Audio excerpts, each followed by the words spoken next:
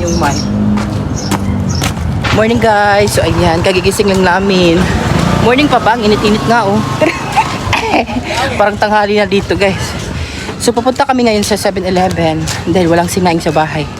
Bili kami ng ready-made.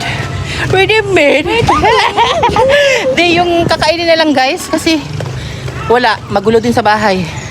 So dito na kami ngayon sa 7-Eleven guys. At hindi lang pala kami dalawa, dumating yung pinakamaganda namin sa bahay. Ayan.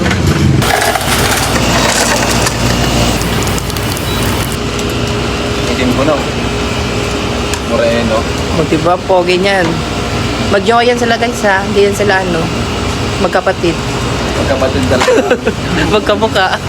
Apat kami kasi meron silang motor kanina kaya sumakay kami, naglakad lang. Diba? Dito kami kumain kasi walang niluto sa bahay. Tamad kasi magluto. Ang ganda talaga ni Cecil oh, kahit walang makeup yan. Diba? Kahit nakapikat, ang laki ng mata eh. Hindi, ang ganda niyo. Para siyang ano, hindi ko maano eh. May pinubuhala mo na naman ako. Tulog ka. Ala, nalubot. Kaya naalala mo yung Wala pa yung tulog guys. Ang ganda niya. Ayan yung jowa niya. Future husband. Ayan, diba? Pogi na.